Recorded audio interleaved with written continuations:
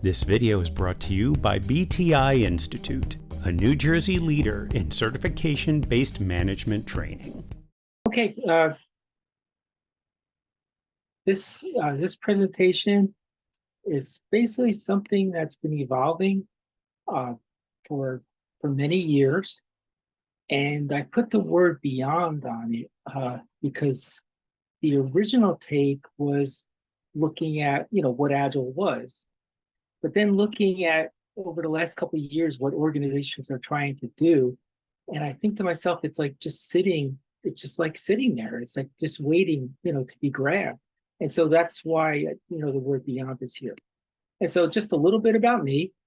I work at the Federal Reserve Bank in New York, and I have to say that what I'm sharing tonight is my personal views, and it does not reflect the views of the Federal Reserve Bank in New York or the Board of Governors. And I've been at the Fed for pretty much 2 years now, and it's been a very exciting adventure. And so, you've probably seen me here before. I've got the alphabet soup of Agile certifications, and I currently am waiting for my CTC, Certified Team Coach credential from the Scrum Alliance. What you have to do is you have to fill out hundreds of pages of information about yourself, and it goes through a review process. And right now I submitted part 2, and it's under review right now. So I'm going to find out maybe in a week or so whether or not I have to do more work on my application. So it's been an exciting adventure to get there. And so for tonight's presentation, instead of just giving it in a static, like PowerPoint type of method, I would really highly encourage everybody to go to menti.com, because it's not just going to be like one survey, it's going to be multiple surveys. And so if you could go to menti.com and then enter this code 5674-3704, you'll be able to see the Mentimeter part of tonight's presentation.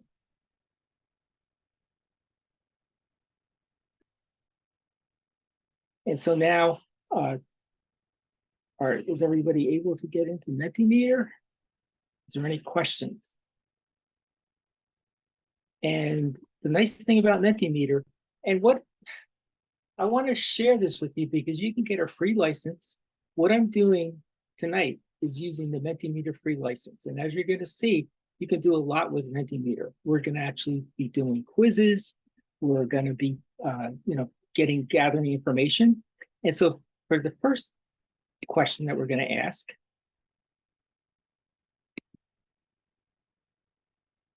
is, what makes your team agile? So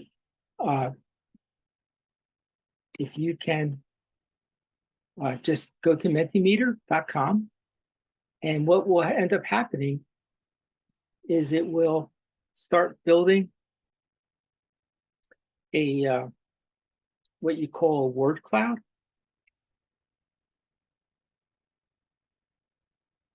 And so if everybody can just get into menti.com, and again, it's up here, go to menti.com and enter this code 5674-3704, and you'll be able to start putting your responses in. And what's cool about it is you can use your phone, so you don't have to be glued to your computer. Like, you could have your computer running and then use Mentimeter to see what's going on. And this happens all automatically. When you go into Mentimeter, I just chose a word cloud. And so what it's doing is it's taking your input and putting it into this really pretty format. And the words that are repeated are a little bit bigger than others. And so what we're seeing, I see so far we've got 24 people providing responses. I see teamwork, mindset, process. You guys are good. These are great things. Collaborative, high performance, integrated. That's all. This is all great stuff. And so when I work with a team, like I've been doing this for 15 years, and what I will often do is I'll say, hey, what makes us agile? And a lot of times people will just come back and say, well, we do a daily scrum.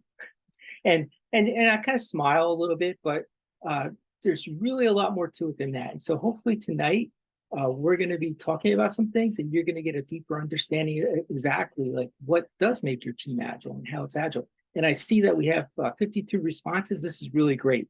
We're actually going to have a game that we're going to be doing to actually help facilitate the learning. So if you could just keep Mentimeter open, your questions will change. And thanks everyone for participating. This is great.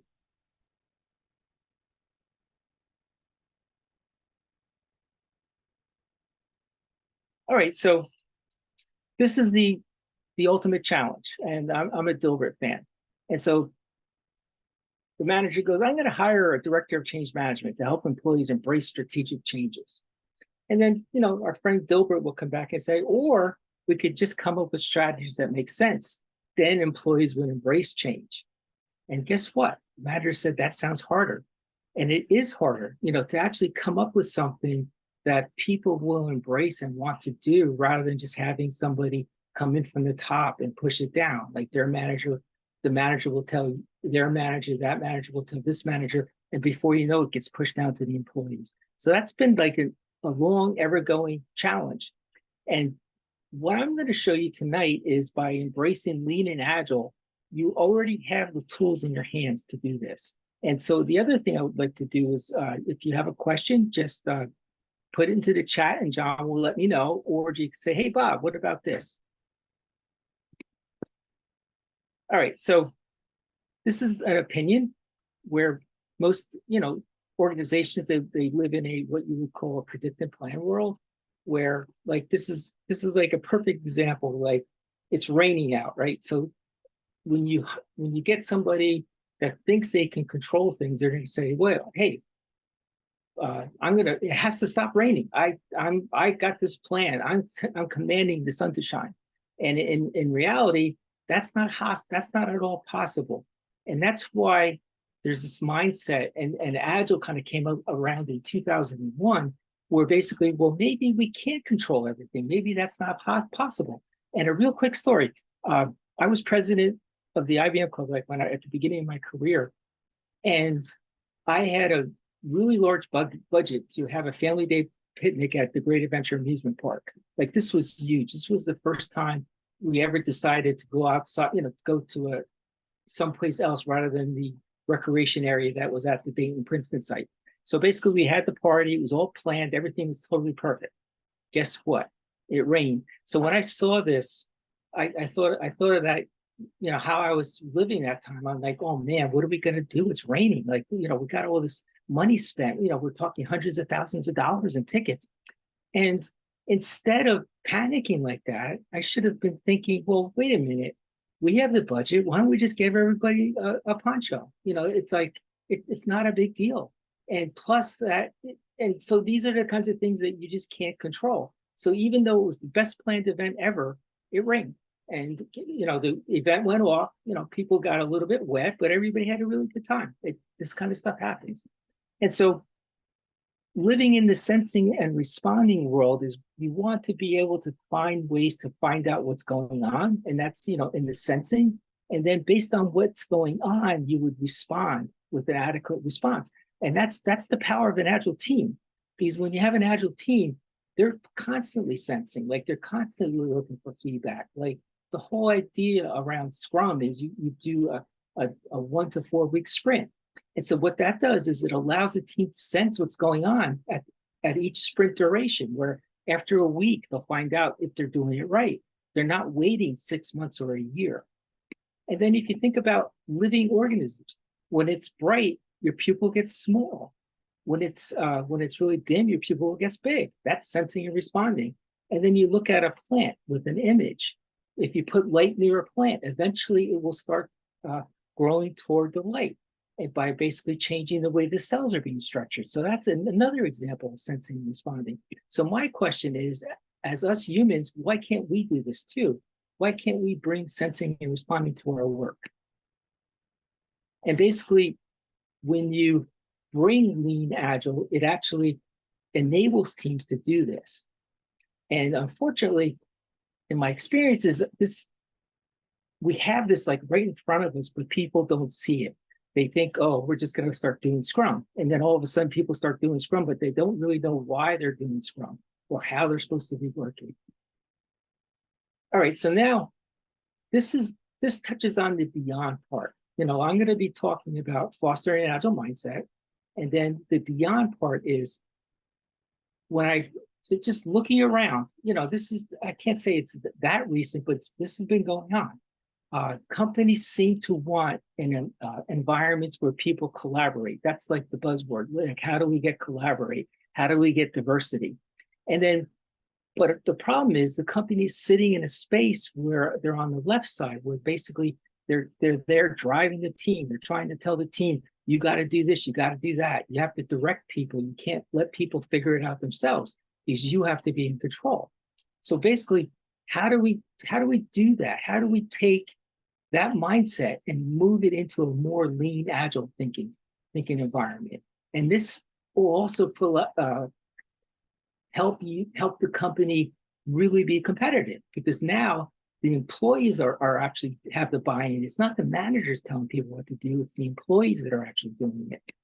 And then another one, how often do we find ourselves trying to control how a team works to basically so that it's predictive?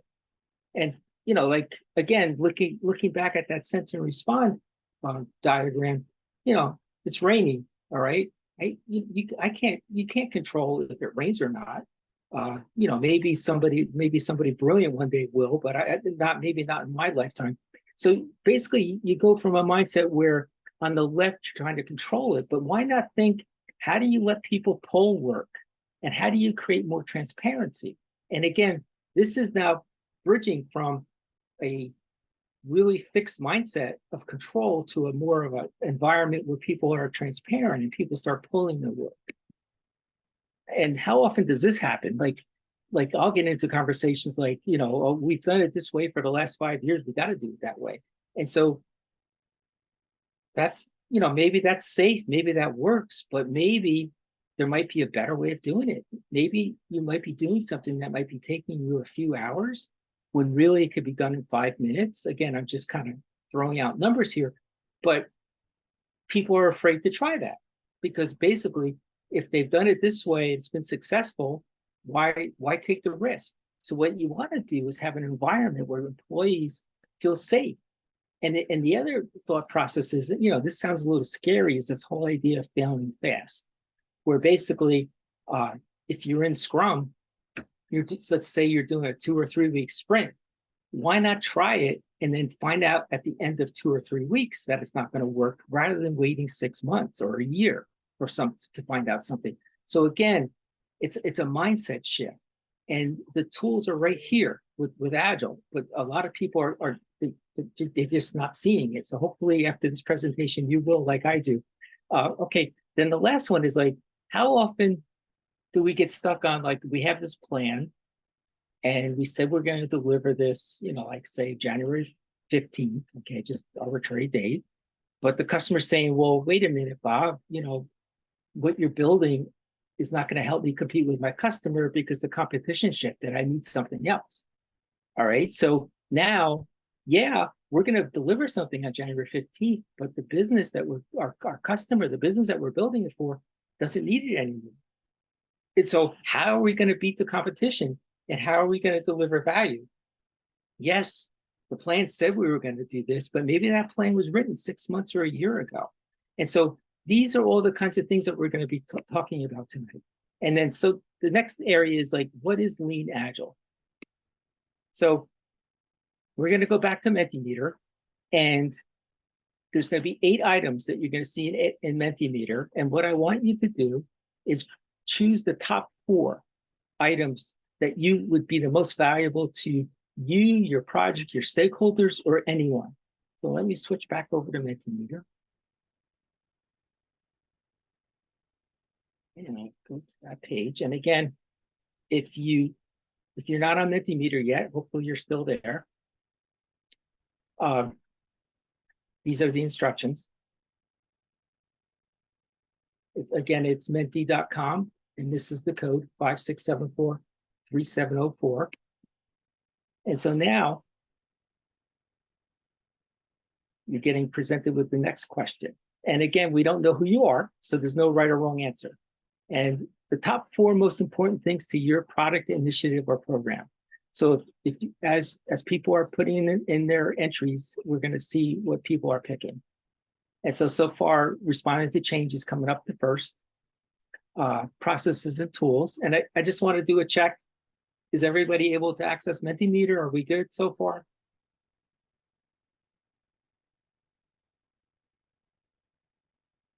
Can somebody unmute themselves and say, hey, Bob, this is fine, it's good, or we need to change? We can do right. Okay. And guys, tomorrow you just go to mentimeter.com and do this. And the nice thing about it is it works, at least it works inside a lot of companies. You don't, because apparently I guess the company does not think, because I use this inside my job, inside the firewall, and it works fine. And so as you're seeing here, I have a large group of people and we're getting feedback like on the spot instantly. And we're seeing how people are responding to this. And so far people are saying responding to change, customer collaboration, individuals and interactions, process and tools. Some people don't like contracts. I don't see anybody picking contracts. So now we're kind of tied on responding to change. So it's looking like we came up with respond to change, customer collaboration, individual interactions, process and tools, and then working softwares in fifth. But you can keep on going, and now I'm going to switch back to the PowerPoint. And so now,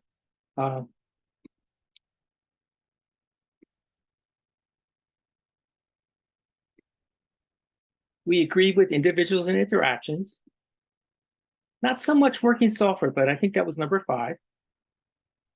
Then I saw customer collaboration, and I saw responding to change. So you guys are pretty much, you're there. And so what I find to be interesting about this is if we were to put the word over in between these two, and now pretty much we just built the Agile Manifesto. And what I like about this exercise is when people look at the 8 items individually, it comes up differently. But everybody hears about the Agile Manifesto, which is also known as the Agile Values. And so what the Agile Manifesto does is it's the beginning, it's the grounding. Basically, this was written in 2001. And it's really interesting. Like I'll work with developers. Like I had a team in Poland, and they go, Bob, what are you talking about? This thing was written over 20 years ago. This is ancient. This is not valuable. And then I kind of just smile and I say, well, just listen. And it's really basic. It's just a basic understanding of how people could work.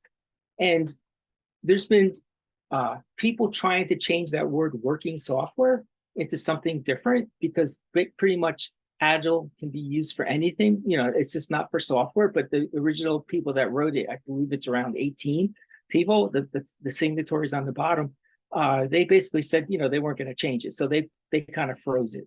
And so basically what this is it's the baseline of as far as what Agile is. And how this came about with a really interesting story that Jeff Sutherland, his name's on the Scrum Guide. He's like one of the co-creators of Scrum. He said the group was together and they spent a lot of time just arguing what to call it. And then they finally decided on Agile. And then, like he said, over half the group just said, okay, we're done. We can't do this anymore, because they were kind of stuck. And then they went skiing. And so the other half stayed behind, and they came up with these 4 values which are known as the Agile values, like individuals and interactions over process and tool. That's one Agile value.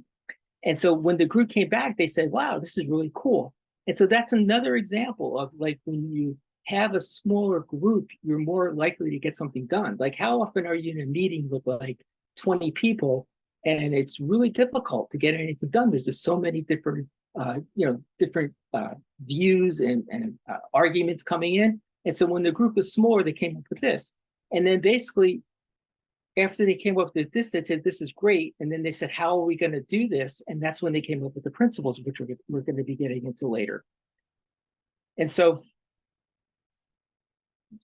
you've probably seen these before, so I'm not going to really, spend too much time on it. But this is a great exercise. Like if you're working with your team, like when I'm first working with a team, we'll sit around, the table and say, okay, individuals interactions over process and tools. Like, what does that mean? And so I have each team member take turns and they say what it means to them.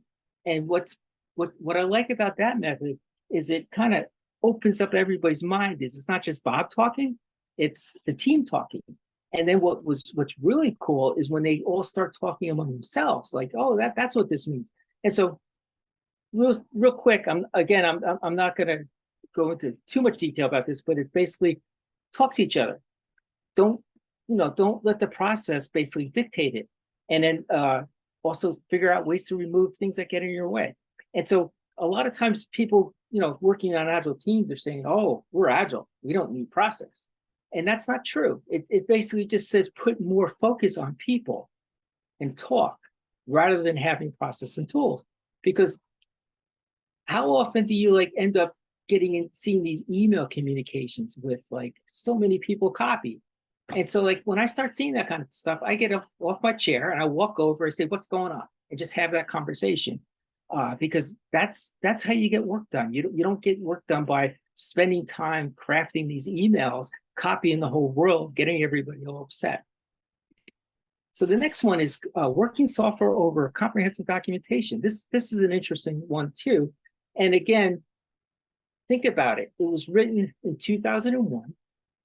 So back then, there was a lot of documentation created. Like I worked at IBM and I was part of an architectural review board, and I would see these most gorgeous PowerPoint presentations and documentation for a system they were planning to build. And guess what? 6 months later, a year later, there was never anything delivered. It's because all the effort, all the time was spent making those pretty PowerPoints and those pretty charts. And so what the people in Agile said is, well, wait a minute, let's get something out there. Let's get something in front of people. And so I shouldn't share this story. Okay, I'm gonna. All right. There was this group on the hardware side of IBM that came up with this tool called BMW that was going to manage the process. So I thought, wow, this is going to be really cool. All right. And I was on the services side, so they wanted nothing to do with it. So I had a team of 5 people, and I said, well, let's build something for services. So at the time, it was Lotus Notes. So I ended up creating a Lotus Notes application in maybe 2 months, and basically built the whole infrastructure out, and we called it Autobahn because I thought that would be really funny because the BMW runs on the Autobahn, and we kind of just blew them away because it was so much. We were able to get the features out almost on a daily basis, and this big corporate group that was building this thing for hardware was still basically playing around with their documentation. But anyway, it's really about what value you get, and by putting the system out there, I was able to get feedback as far as how it should be instead of waiting, because on a waterfall project, when it gets near the end, it's impossible to make any changes because nobody wants changes. That's going to delay the schedule and add to the cost. But anyway, sorry about that. The next one is customer collaboration over contract negotiation. So this is really important too, because again, it has to do with talking and having partnerships.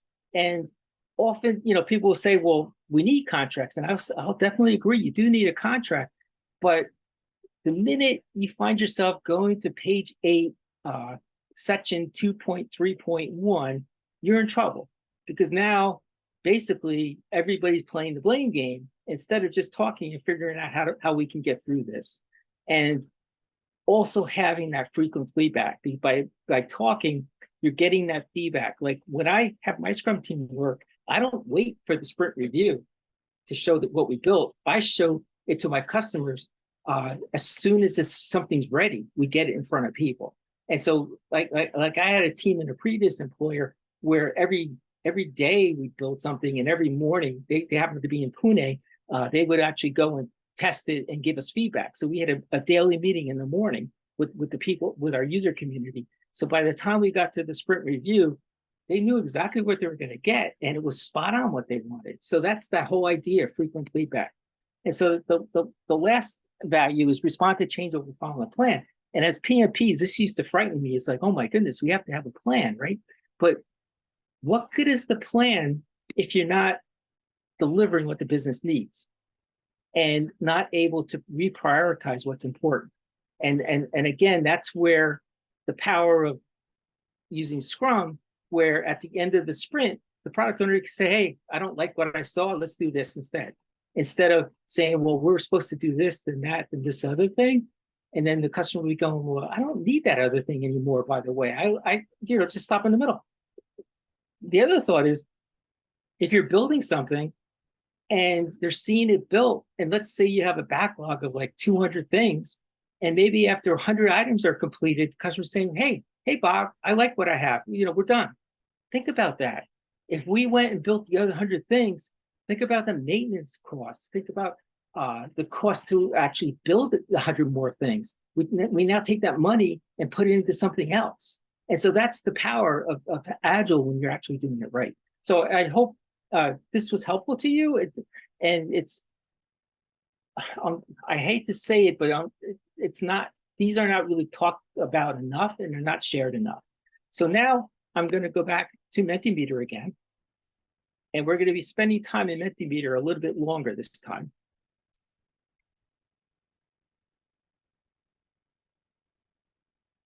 Any questions so far? Am I going at the right speed? Can you give me that feedback? Because then, that whole sense and respond. How am I doing? Do I need to go faster? Am I going the right pace? Perfect speed. Perfect speed. Okay, thank you.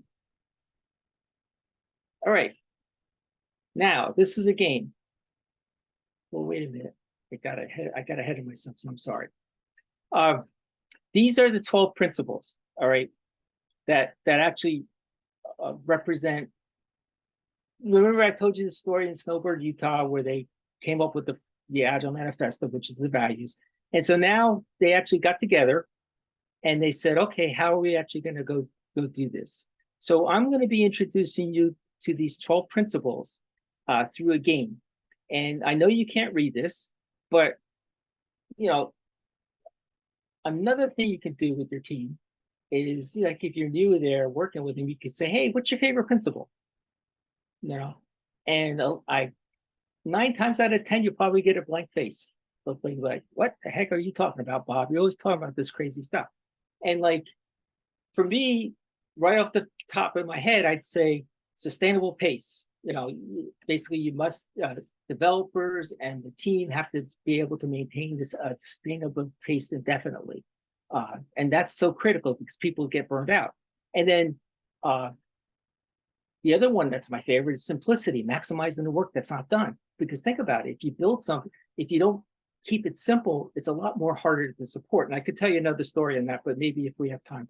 But anyway, so these are the principles. And now what we're going to do is we're going to see which principles align to the different Agile values.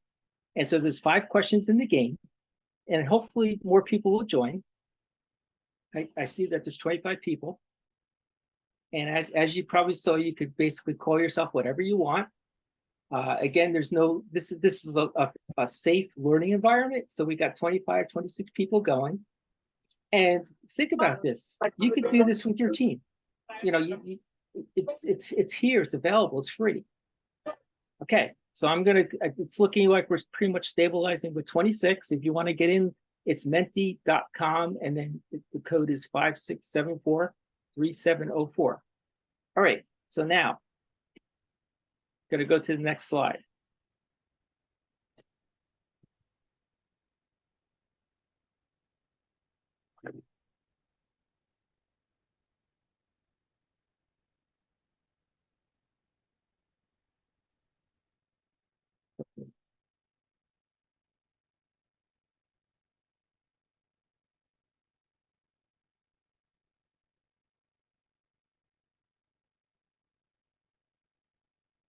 Mentimeter's looking out on me a little bit here.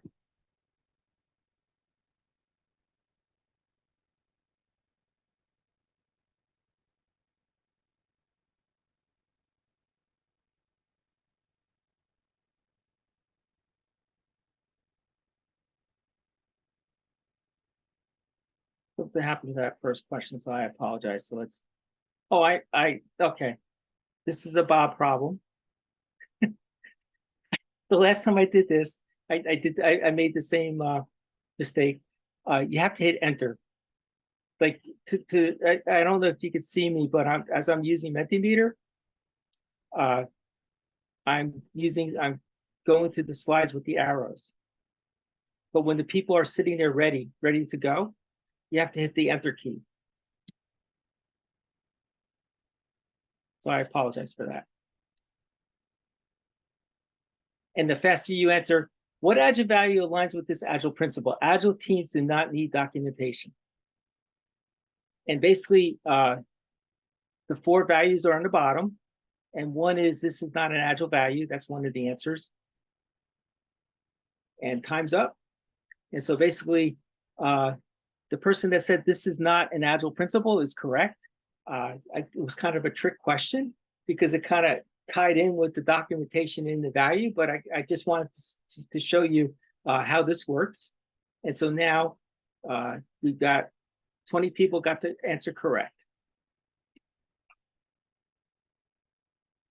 And now Mentimeter will do this for us automatically. And so the actual Agile value is working software over comprehensive documentation that aligns, because basically, if you don't have the working software, what you're building is really not valuable. But again, you need documentation for compliance. And so when it says over comprehensive documentation, it means, you know, maybe instead of 100 pages, maybe 5 pages is enough, maybe 1 page is enough. It's really, you want to do just enough. And so that's the whole idea of it, because you do need documentation.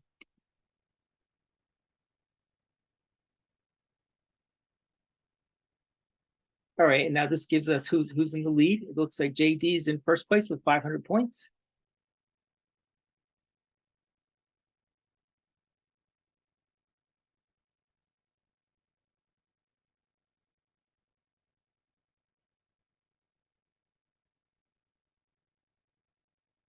All right, we have 32 in here. And so again, lesson learned, you have to hit enter.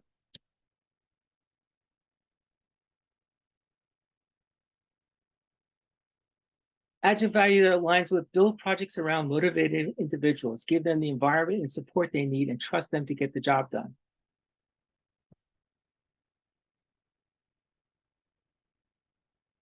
There's 4 seconds left.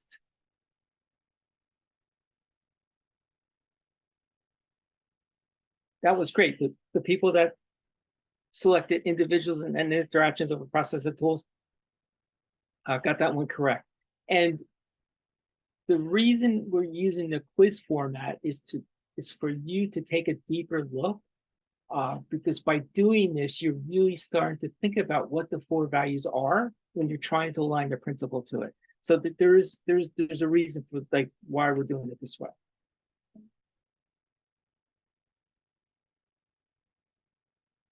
And so basically, the principle is build projects around motivated individuals, give them the environment and support they need, and trust them to get the job done. And it basically, this is one of the principles that aligns with individuals and interactions over processing tools. And it really supports self-organizing.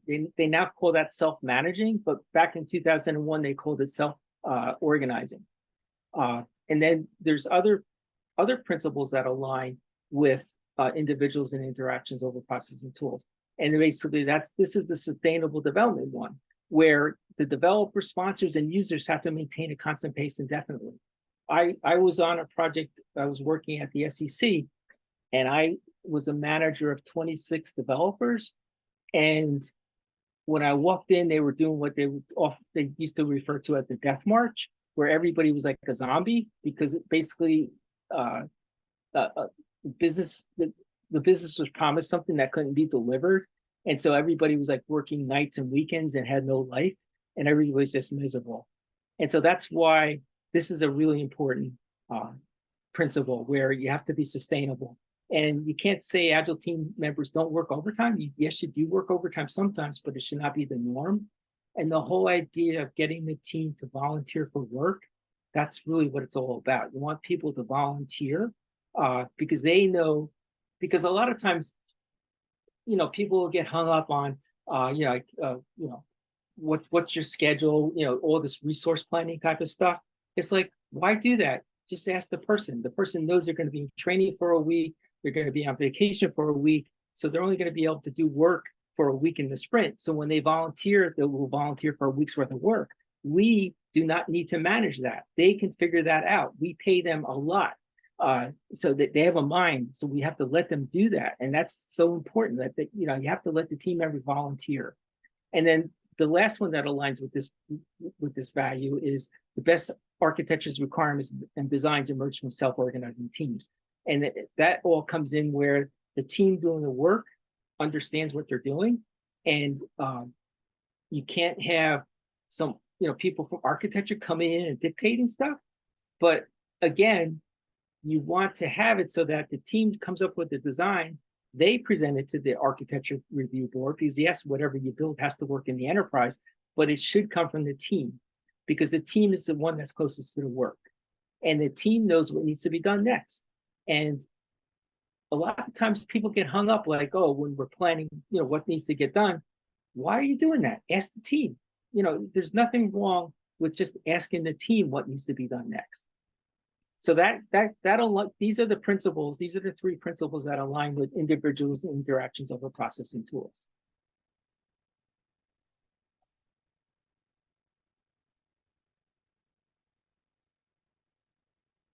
All right, so the board is coming alive.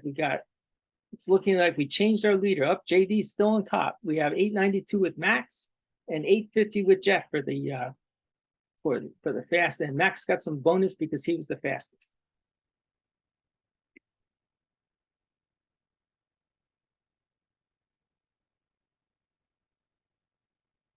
All right, this is third question.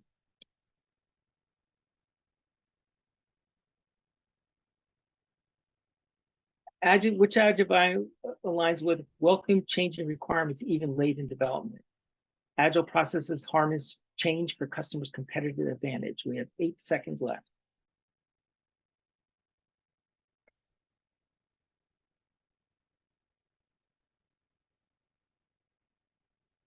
And we got 19 people got it right. Respond to changeover following a plan.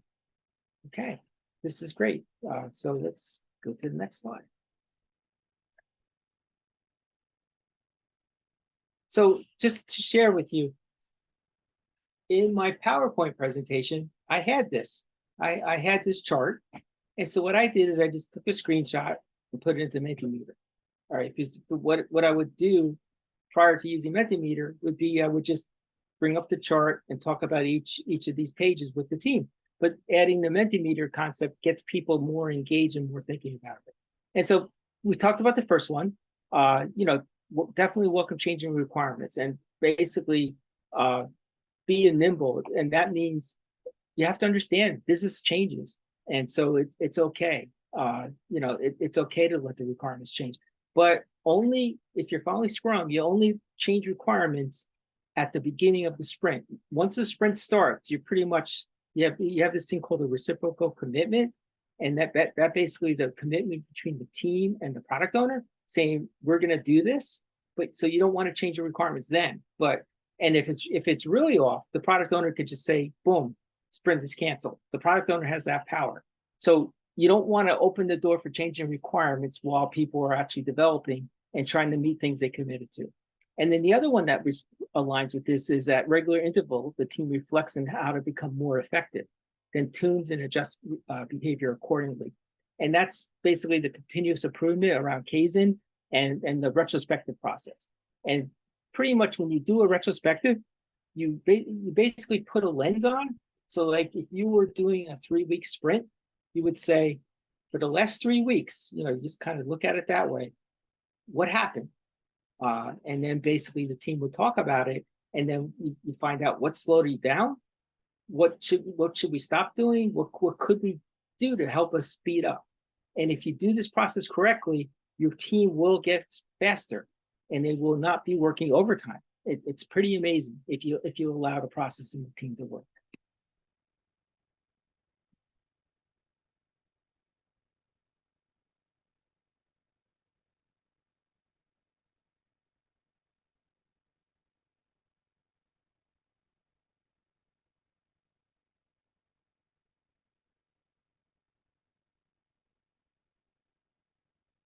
Okay, fourth question.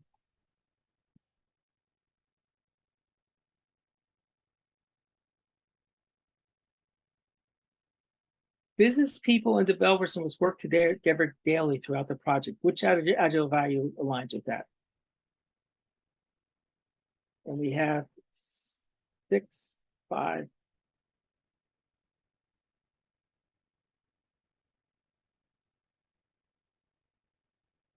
And those that said customer collaboration over contract negotiation got that correct. That's great. And now, so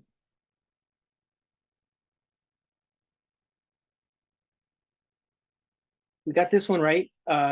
Basically,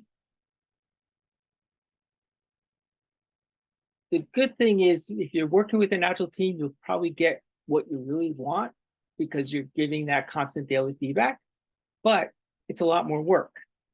Like if you were to do a waterfall project, you would spend a lot of time up front. Everybody's really, really busy, you know, creating all those documents. And then pretty much everything goes quiet and people start working on stuff. And then that gives the business, the customers, you know, time to do other things.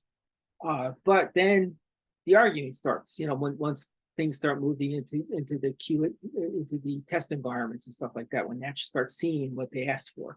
And so the idea with this principle is you work together daily, meaning that getting back to the whole sense and respond thing, where basically by working together daily, you're feeding that sense and respond, because basically you're telling the developer on a daily basis what's happening and what you're looking for, rather than waiting until it's built and done and a lot more expensive to fix. And the other two principles that align with this is our highest priority is to satisfy the customer through early and continuous delivery of valuable software. That's something that a lot of the principles do touch on, because apparently that was a huge problem. And this is the engine for getting quick feedback. And basically, if you can get something in people's hands, they can actually start using it. Like I'm working with a team right now. We're building a way to build pages with components. And before I joined, they were waiting for all the components to get done before they started building pages. And I'm like, wait a minute, why don't we just start building pages along with the components and getting feedback rather than waiting for all the components to get done? Because God forbid, say we did the components wrong. So now we're creating 100 components and we're trying them on pages and they're not working. Wouldn't it be better if maybe we built 15 components and then see if they work on the pages? So that's the whole idea of getting stuff in front of people. And then the last thing is having that face-to-face conversation. And with the world that we're in now, you know, think about 2001. Who would dream that we'd be having a meeting like this? Or who would dream that people, you know, you'd have a mini computer in your pocket, you know, where you could have video communications and all that. So yes, it's ideal to be together, but it's not mandatory anymore. And, you know, like I heard some conversations before this, like, you know, multicultural teams, you know, people working in different continents and things like that. So it's the way the world is. But, you know, if you were to ask Bob, like say, hey, Bob, I want to build this. I'd say, okay, where's the customer and the product owner? I'd say New York City. Then I'd say, well, let's build it. Let's have the developers in New York City. So like if you have that choice, there's nothing better than just having everybody sitting in the same room together. But you can get around that by using technology.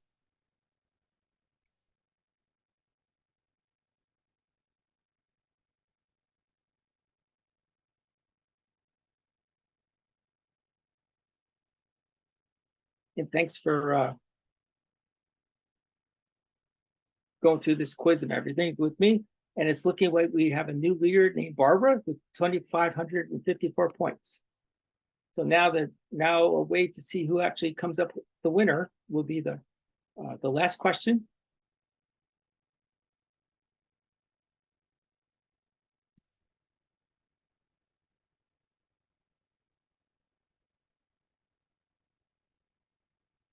What value aligns with simplicity? The art of maximizing work.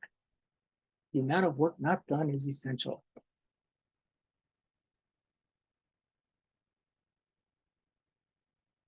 Three seconds left.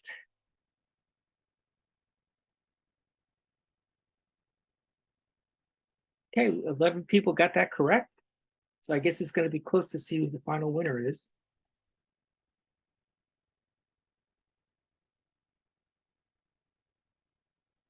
And so now we talked about simplicity, keeping it simple. And I have to stop my storytelling because I'm starting to run out of time. So continuous attention to technical excellence and good design enhances agility. And that's another one that aligns with working software. It has to have high quality. Real quick story, product owner, you guys aren't working fast enough. I need more. So I was naive. So the team did more. Guess what? 2 sprints later, all we were doing is fixing bugs. So yes, you can work faster, but usually if you look at that triangle, you squeeze quality. And so working software is the primary measure of progress. We've seen that one before, right? Deliver working software frequently. So you can see here that getting something in front of people is really important. At least, that was in 2001, and it's really important now. But it's interesting, like a lot of the principles do talk about providing something that's working.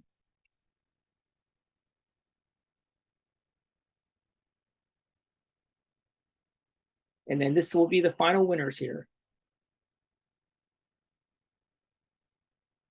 And I have to say, what happened here? It looks like Barbara won with 3,200 points. Congratulations, Barbara. Yay. Right, let me swing back to PowerPoint. All right, I could probably spend a whole hour just talking about lean. And this is, if you go to the less.works Craig's website, which I think is pretty cool, like less.works. Less stands for large scale Scrum. It's done by Craig Larman. He's a great, I was actually trained by Craig in Less, and he's really brilliant. It was really a great, if you ever have an opportunity to be trained by Craig, take it. And so basically we have this lean thinking house, and I'll go through this. And so on the roof and on the base, we have the goal. And now look at this. Interesting. Sustainable shortest lead time. Does that sound familiar with what we've talked about? Deliver working software frequently. Oh, best quality, high morale. And then basically the foundation is management becomes a teacher and a mentor instead of somebody like saying, you do this and you do that. And then basically there's 2 pillars: respect for people. And look here, no wasteful work. Nobody wants to waste their time. And then basically here, the teams and individuals evolve their own practices. And this one is develop teams. And so Scrum, people complain about Scrum because it's only like 10 or 11 pages. It doesn't tell you how to do it, but it was written that way on purpose. They want the team to figure out how to do it. And because then the team actually owns it. If you're actually just following a process, it's like, it's very static. But if you actually create something and you own it, that's really cool. And then continuous improvement. You have Kaizen, the 5 whys. This is a great technique where you ask 5 whys to find out the problem. Minimizing your work in progress. And then in the middle here, we have under product development, long-term great engineers, mentor from teacher managers, create more knowledge. These are all parts of lean, and which is why often people refer to Agile as lean Agile. And then finally, there's 14 principles of lean. Stop and fix. Simple visual management. How many teams that you work with use a Kanban board? That's like a great tool. You can just see at a glance what's going on if you do it right. And then basically tech leaders, individuals from within. And so that's pretty much a very, very fast view of lean, but it's like the foundation. So now let's kind of pull this all together. So Agile is not a methodology, right? It doesn't really tell you anything. It's not like the PMBOK, where it gives you this real great detail. It's not a way to develop software. It's not a framework or a process. So then what is Agile? Really? Like, what is it? It's lean thinking, and it's a set of these values and principles I just changed, and it's your foundation. Now, let's start tying this all together. I love this tree metaphor, where basically you have the values, the principles, the frameworks, and the practices, all right? So now, if we take the soil, the tree is sitting in the soil. And then you could say that the soil contains lean values and principles. And we talked about the 14 principles: lean gold, respect for people. So now this is lean. Then basically the the actual roots are the values. And that's basically, it's the 4 values that we started this presentation with. It basically shares, it guides our decision-making and how we actually work with our customers. Like I look at it as the values as how we work with our stakeholders, and the principles is how we as a team work. And so now the 12 principles, this is how the team works together daily using those 12 principles we just talked about. And then the frameworks, which to me is like an agile enabler. All a framework does is it allows a team to work with the 12 principles, the 4 values, and lean.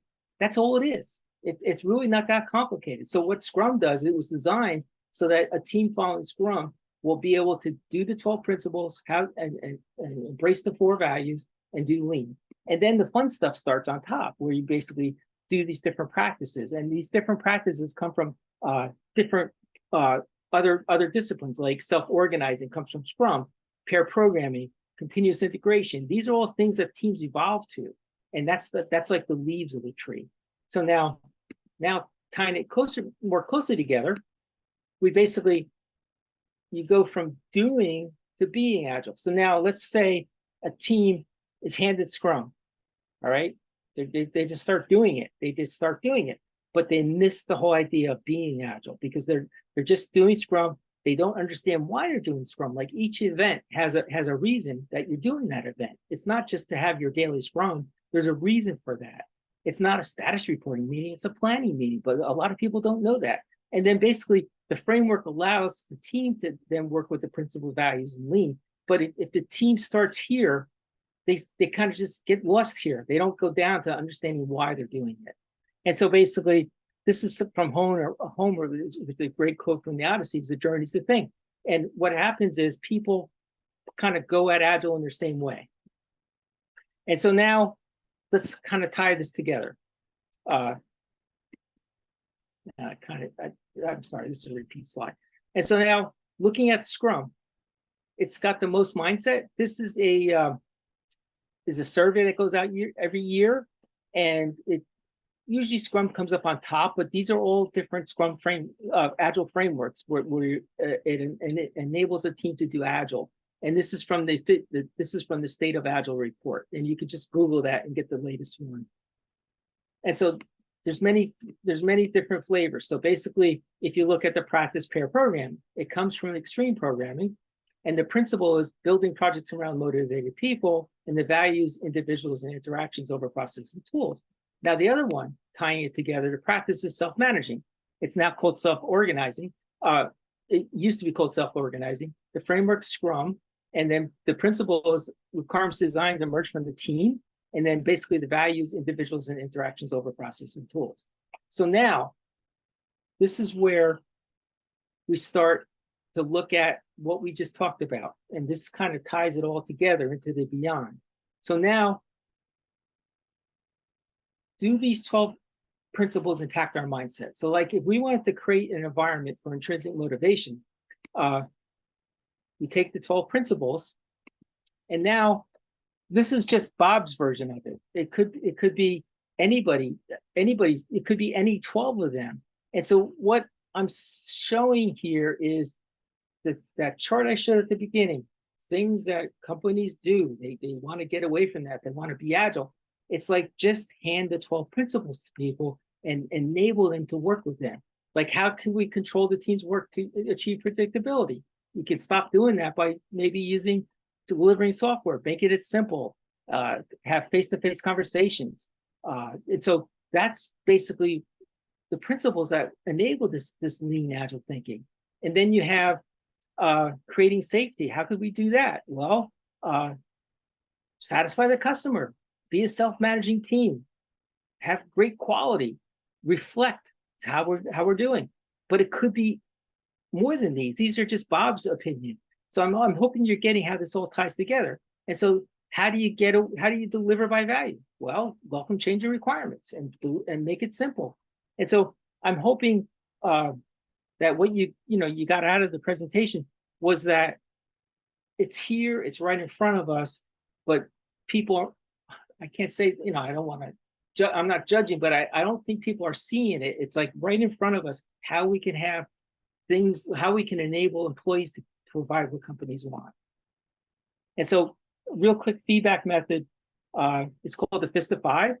And like you could do this, like if I could see everybody's faces or if we're in the same conference room. And if you notice, I was asking for feedback along the way as I was going so I could change what was going on. But basically you would say, how's things going? What's happening? And I'd say 1, 2, 3, 4. I'd say 1, 2, 3, put your hand up, and you put up no fingers, 1 finger, or 5 fingers. And in this case, that this would be a happy group. And so that gives you quick feedback, and you can do this in less than probably 20 seconds, which is really powerful. And do not get into the math. Just look at the hands. And if you see, like, just average it real quick, 4 or 5, whatever the average is. And then basically, if you're getting a lot of ones, say, hey, what can we change? What can we do different? And then anyway, that concludes the presentation. And I'm sorry I got into too much storytelling. But sometimes you get 1 PDU for tonight, and you could also submit this for 1 SEU, which is Scrum Education Unit. And John will be sending a survey that will have that information. And then this is my contact information, and along with my co-person, Nitin, who could not be here tonight. And I'm sure he missed you guys. So with that, I'll turn it over to Q&A, and I will stay after the meeting. But John, you can stop the recording. Well, before I stop the recording, we still have about 2 minutes left. There was a question that during we were talking about the House of Lean, Yes. you mentioned an URL. Can you share that URL again? URL. The URL, the website. Oh, less.works. Less.works. LESS.works. WORKS. Okay, and I'll type that also here in the chat if for somebody. And that's basically for scaling teams. Yeah. A lot of times companies want to scale, they think like safe, scaled Agile framework. They think if you scale Agile, it's better. But my philosophy is you want to get Agile right at the team level, because if you have a bunch of dysfunctional teams and then you try to scale them, all you're going to do is magnify your dysfunction. So you should always focus it, if you can, you always want to focus on getting it right. And then think about scaling it, because once you start scaling it, it's a whole new ball game as far as communications. You guys know that PMI exam prep tip, with the communication channels. I think like once you start going past, 8, it starts getting totally unmanageable, which is why Harvard came up with a study that said the ideal team size was 4.6. And I really, I rounded to 5, because you can't really have 0.6 per person. I don't know what that would look like in real life, but if you have a team of 5, you can pretty much accomplish anything. It's amazing. If they're highly skilled, it's great. Is there any other questions? Okay, there is one question from Eugene. How important is a PMO when using Agile in the real world? And this will be the last question, and we'll turn off the recording and we can continue the discussion later. But Bob, maybe you can take that question. Sure, PMOs are important. What you want is a supportive PMO, if that's possible, because a PMO can help Agile teams quite a bit by keeping the noise away from the teams. Because like my job, like I'm an Agile coach and Scrum Master, but my job is to keep my team working and not get them involved with the noise. And if you have a really good PMO, they're able to take the input from the teams, provide it to executive management, and keep management happy, so that they don't come down asking everybody a bunch of questions and asking for status reports. So it's really important that you have it, but you don't want a PMO that's going to be like dictatorship, where they're going to come in and asking for status reports every other day and stuff like that. That's when they could do damage. But I would definitely, the right PMO would be great, And I had that where on my previous job, it was amazing. The person from the PMO was actually helping me. they weren't working against me. I was like, wow, this is great. But anyway, I hope that answered the question.